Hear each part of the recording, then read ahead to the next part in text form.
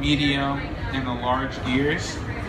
And each of the gears connect to the wheels and stuff and help turn it, connecting it to the engine and the battery pack. And then there's also a variety of cables, sprockets, and anchor pins and axle shifts and chain links. The chain links are this here that connect these two gears. So the reason why I decided to choose solar today was because solar power is energy of the future. It's something that we need to begin to utilize more and more, find a cheaper way of making it work out in society and make it more and more common. Recently I came back from a trip in Japan, and in Japan, many houses inside the neighborhood where I lived in were running from solar power. So that was part of my inspiration for this, and I was like, well, we need to make this more common here in the United States. I do know some families here and there that do use solar power as their source of energy, but I also realized that solar power is something that we need to use more often in things such as cars, motor vehicles, etc., etc. So I believe that the sun's energy is available to basically everywhere around around the world. And so because of that fact, solar energy is something that we can utilize internationally, and it's something that we need to make more common. Solar energy is also an alternative to fossil fuels, which many of you know we're lacking in fossil fuels, and we're starting to run down on fossil fuels and stuff.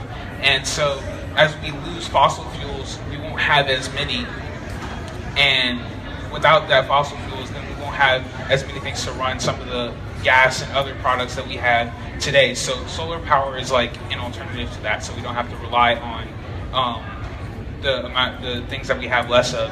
And then solar energy is also captured more easily and has the potential to provide energy in a larger quantity than the fossil fuels. And so fossil fuels, since we have a limited amount, and fossil fuels take years and years and years to develop underground. So once we run out, that's basically it. We don't have any more.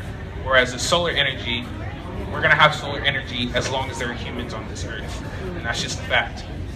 So carrying on to the reason after solar, why solar, is how do solar cells work? And so this here is a solar cell, which comes from the plane. And so the solar cell, basically, it works, it's not that complicated. Solar energy comes down, light energy, similar to like photosynthesis or something. Light energy comes in, is trapped inside the solar cells, and then that energy helps make generators and motors and battery packs and stuff, makes all that work. So it's not that complicated. It's a flat device that uses a semiconductor. So it's not an insulator, not a complete conductor, it's a semiconductor, and it converts the photons or the light energy into electrical energy, which then allows it to power. And it creates a voltage or difference in potential energy between two surfaces when it's exposed to light. So that's the more complicated side of it. Basically all you need to know is that the light comes down, hits it, and it works. The solar model, the motor on this model controls, so this here, the little plastic piece here in the middle, this is the motor, and that allows the solar plane to run. And then there's also a propeller, and the propeller it's more for show in this model because this model doesn't actually fly, so it doesn't stabilize it or anything.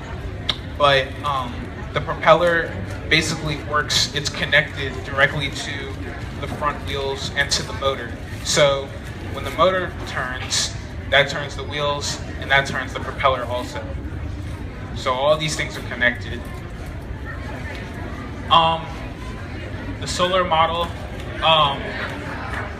if you switch direction of flow, the following will happen. So right now,